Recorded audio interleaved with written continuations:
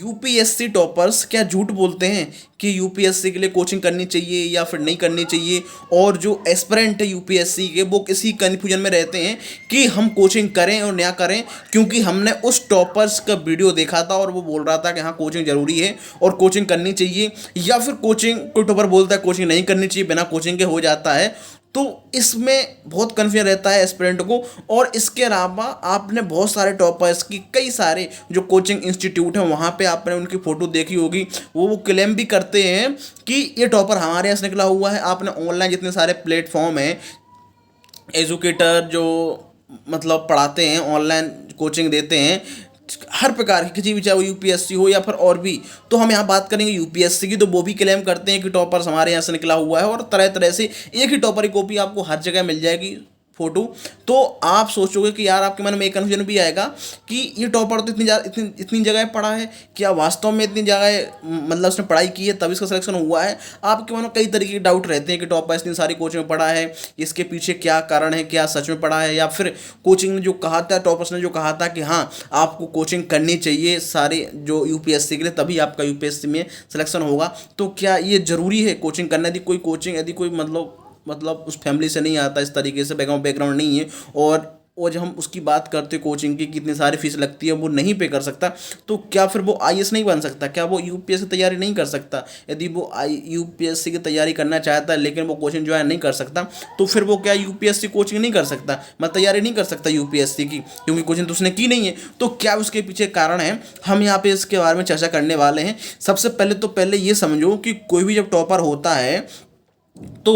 उसकी इतने सारी जगह उसकी जो फोटो होती हैं, उसका एक प्रकार से एडवर्टाइजमेंट होता है। वो उसके पीछे कारण यही रहता है कि उस टॉपर कहीं ना कहीं वो किसी ना किसी स्तर पे उससे कोचिंग से जुड़ा हुआ होता है। और खासकर जो ज़्यादा जुड़े रहते हैं वो इंटरव्यू लेवल पे, क्योंकि जब मेंस निकलता है तो वो एक मतलब कई जगह इंटरव्यू देते हैं, जिसकी वजह से बहुत सारी कोचिंगों में बहुत जगह उनकी जो मतलब उनके जब इंटरव्यू देने जाते हैं, मौका इंटरव्यू देते हैं या फिर टेस्ट सीरीज देते हैं, तो वो उसका नाम का इस्तेमाल करते हैं। जब वो उसका सिलेक्शन हो जाता है तो वो ये पहले से ही उनका एक एग्रीमेंट टाइप का है, जो भी ये कह लो आप, वो होता है कि यदि आपका सिलेक्शन होता है तो हम स्वाभाविक उसका क्लेम करेंगे, हम कोचिंग वाले हम क्लेम करेंगे हमारे यहाँ से निकला हुआ है। तो इसी वजह से क्या होता है, एक ही टॉपर्स जो होता है कई कई जगह, अब कोई किसी के इंटरव्यू के लिए कॉल आया तो भाई वो बहुत जगह उसके मॉक इंटरव्यू देगा ताकि कुछ भी कमी ना रहे। तो उसकी वजह से उसकी बहुत जगह एक प्रकार से उसका बहुत सारे कोचिंग उसका क्लेम करते हैं। इसी वजह से अपन देखा होगा, कोई टॉपर्स होता है तो कई जगह उसके वीडियो मिल जाएंगे, मौका इंटरव्यू मिल जाएंगे, और वो क्लेम भी करते हैं कि हमारे यहाँ से निकला हुआ है। इसलिए आपने देखा होगा कि बहुत सारे कोचिंग में क्या देखा होता है कि टॉप 100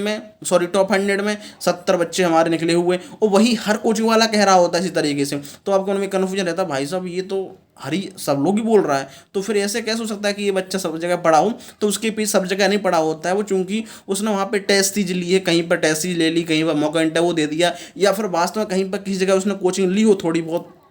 मेंस की या प्रीलिम्स लेवल पे, या कहीं कहीं पर उसने जीएस फाउंडेशन का कोर्स लिया हो। और ये जब बच्चे शुरुआत करते हैं तैयारी तो कहीं ना कहीं ले लेते हैं, ठीक है, या फिर नहीं भी लेते हैं, या फिर मान लो वो ले भी लेते हैं तब भी उनको उस तरीके से उनका नॉलेज या उस तरीके उनको फ़ायदा नहीं होता। तब जाके वो उसके बाद जब वो सेल्फ स्टडी करते हैं तब जाकर उनको ज़्यादा से ज़्यादा फायदा होता है। इसलिए आपने देखा होगा कई कोच टॉपर्स होते हैं, वो कोचिंग वाले लोग बताते भी नहीं कि मैं यहाँ पे पढ़ाता था, या क्योंकि उनको पता है इसका इतना ज़्यादा रोल नहीं है मेरी तैयारी में, उनको लगता है क्योंकि जो मैंने किया है वो मैंने खुद ही सेल्फ स्टडी किया, मैंने खुद ही पढ़ा है। तो हाँ, थोड़ी बहुत गाइडेंस रही है, लेकिन उसके अलावा ऐसा नहीं है। कोई टॉपर्स जो होता है वो बिल्कुल ही खुद ही सब कुछ कर लेता है, ऐसा नहीं है। वो कहीं ना कहीं वो किसी ना किसी स्तर पर किसी कोचिंग से या किसी जो एजुकेटर है उनसे कहीं ना कहीं गाइडेंस लेता रहता है। वो यूपीएससी के बारे में, यूपीएससी एग्जाम पैटर्न के बारे में, सिलेबस के बारे में, किस तरीके से हम उसको तैयारी करें, तो कहीं ना कहीं ले सकता है। तो हमें इसके बारे में हम आगे चर्चा करेंगे कि हमें इसको कैसे डील करना है, कि केवल हमें टॉपर्स की बात सुन के मान लेना है कि उसने बोला कोचिंग लेनी है तो भाई कोचिंग लेनी है, और नहीं लेनी है तो नहीं लेनी है। हमें इस पर थोड़ा बात करेंगे।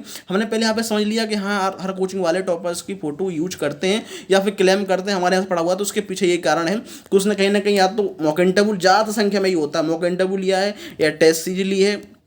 उसने कहीं पे उसने कुछ ना कुछ थोड़ी हेल्प ली है कोचिंग वालों से, चाहे वो मॉक इंटरव्यू लेवल पे हो या टेस्ट लेवल पे। ऐसा नहीं कि उसने कोचिंग ज्वाइन की थी, ऐसा नहीं है, कोचिंग तो हर जगह ज्वाइन कर नहीं सकता। तो ये उसके पीछे कारण रहता है। हाँ, कहीं पर उसने की होगी तो उसका तो ऐसा पता भी नहीं रहता कि कहाँ पे की है, ठीक है। लेकिन हाँ, क्योंकि वो बहुत पहले कर चुके होते, 2-3 साल पहले, तब जाके उनका इतना वो भी नहीं होता, क्योंकि अब सब जगह उनका नाम हो जाता है, तो वो फिर वो एक कोचिंग का नाम ही लेते। और चूंकि कोचिंग की भी है तो इतना नहीं है, ज़्यादातर बच्चे खुद ही एनसीईआरटी स्टैंडर्ड बुक्स हैं ये इन सारी चीज़ों को पढ़ते हैं, या फिर अलग अलग सब्जेक्ट के लिए अलग अलग जो रिसोर्स हैं, अलग अलग कोचिंग के अलग अलग जो बुक्स हैं उनका यूज करते हैं। तो कोई भी कंटेंट किसी एक ही कोचिंग का तो लेते नहीं है, तो उस तरीके से भी एक ही कोचिंग का वो नाम नहीं लेते। इसलिए आपने देखा होगा जब वो बुक्स बताएंगे कि भाई मैंने सब्जेक्ट के लिए प्रेफर की थी, ये की थी, तो वो क्या करते हैं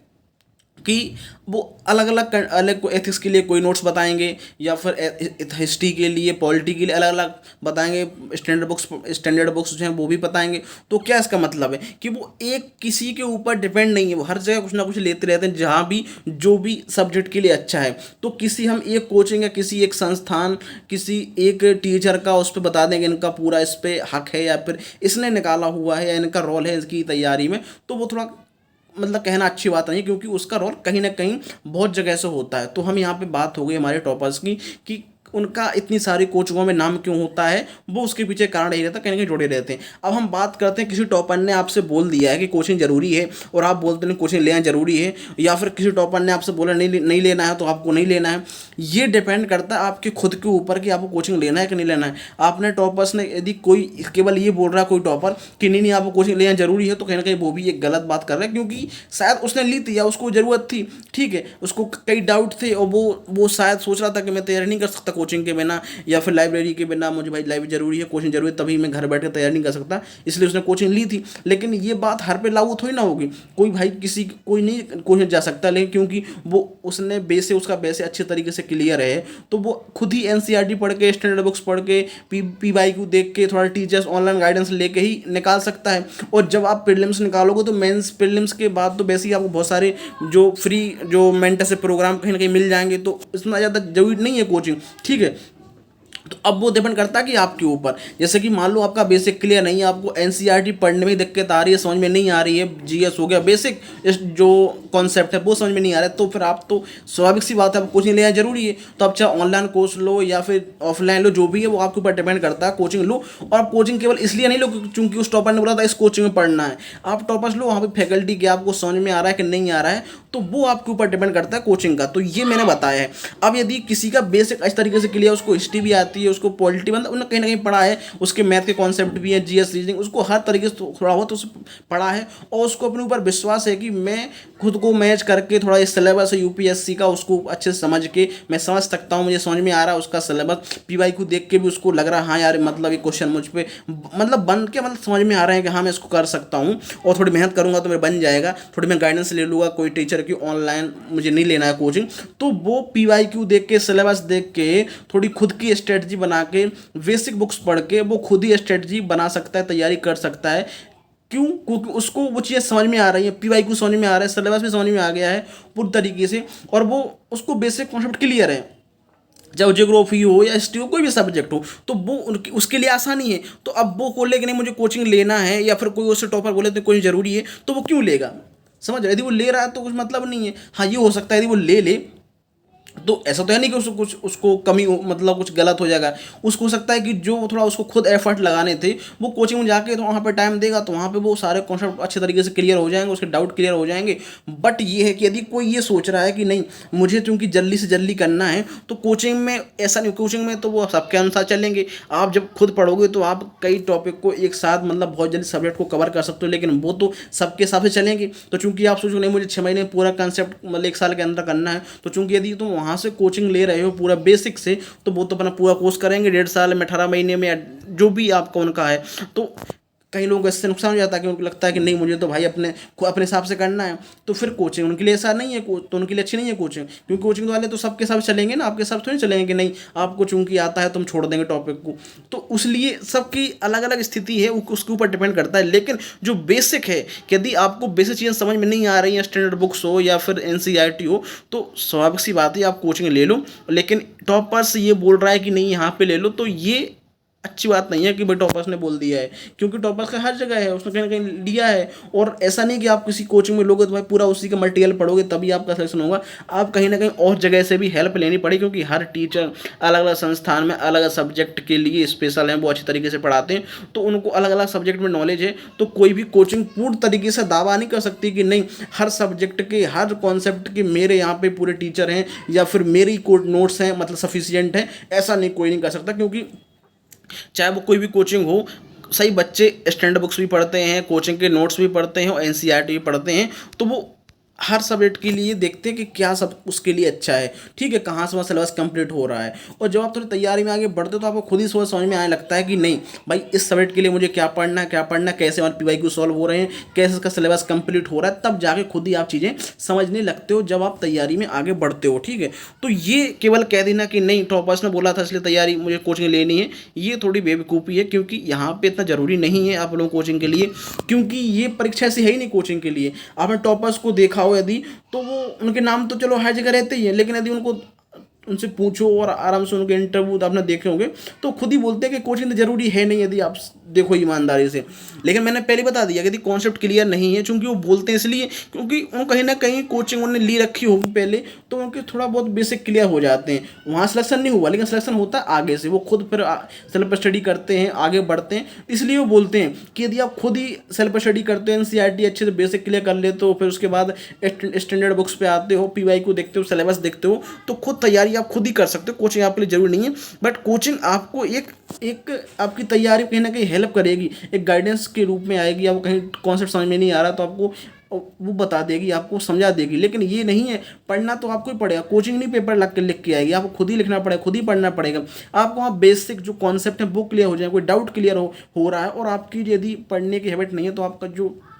टाइम टेबल है, रूटीन है, वो बन जाएगा। लेकिन ये सब बात ना कह देना कि रूटीन वहाँ से बन जाएगा, जब तक आपके अंदर नहीं आएगा कि नहीं मुझे पढ़ना है, या फिर मुझे नहीं मतलब एग्ज़ाम निकालना है और मुझे केवल तैयारी करनी है अच्छी तरीके से, तो वो तभी होगा जब आप खुद ही, चाहे वो कोचिंग लो या ना लो, वो आपके ऊपर डिपेंड करता है, आप तैयारी करोगे। तो ये है टॉपर्स के केवल कह देने से या फिर होने से ये कोई बात डिपेंड नहीं करती हैं। तो ये यूपीएससी के लिए है। कई लोग उसमें डाउट रहते हैं भाई यार कोचिंग करें ना करें, टॉपर्स ने बोला था वो तो पढ़ा है, उसके इतनी जगह फोटो लगी हुई है भाई यहाँ पढ़ा था, ये वो आपको अपने ऊपर देखना है। और सबसे बड़ी बात, यदि आपकी इकोनॉमिकल कंडीशन यदि अच्छी नहीं है, स्थिति अच्छी नहीं है, तो फिर मतलब नहीं है 2-2 लाख 3 लाख कोचिंग देने का। क्योंकि यदि आप मतलब उस पर क्यों दे रहे हैं, अभी तो आजकल ऑनलाइन प्लेटफॉर्म चल रहा है, 8,000 10,000 20,000 रुपये में भी करवा देते हैं। लेकिन फिर भी मैं कह रहा हूँ यदि आप ठीक है, यदि आपकी स्थिति अच्छी है और आपको डाउट भी हो रहा है तो फिर आप कोचिंग ले लो, कोई दिक्कत नहीं है। लेकिन यदि आप ठीक है तैयारी खुद कर सकते हो, थोड़ा बहुत डाउट लेके नोट्स पढ़ के कहीं से समझ में आ रहा है, नोट्स पढ़ के स्टैंडर्ड बुक्स पढ़ के आपको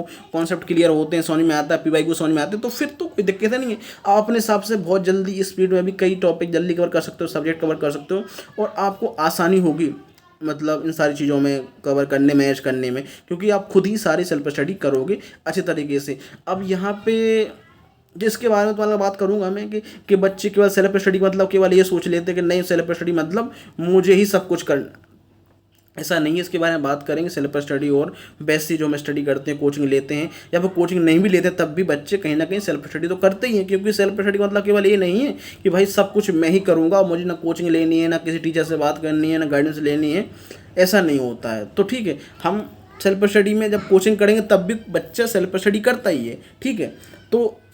हम लोग यहाँ पे इसको एंड करते हैं जो भी है। और यूपीएससी से यदि कोई भी आपको डाउट है कुछ भी यूपीएससी के बारे में तो आप लोग बता सकते हैं, हम लोग उस पर जो वीडियो बनाएंगे और इसका जो भी सॉल्यूशन देंगे आप लोगों के लिए। बाकी यदि ये जो इन्फॉर्मेशन अच्छी लगी हो, वीडियो इन्फॉर्मेटिव लगा हो, तो आप लोग जरूर इसको लाइक शेयर करें, साथ में इसको सब्सक्राइब भी कर दें चैनल को। और हम लोग मिलते हैं नए वीडियो में नए टॉपिक के साथ। धन्यवाद दोस्तों, जय हिंद जय भारत।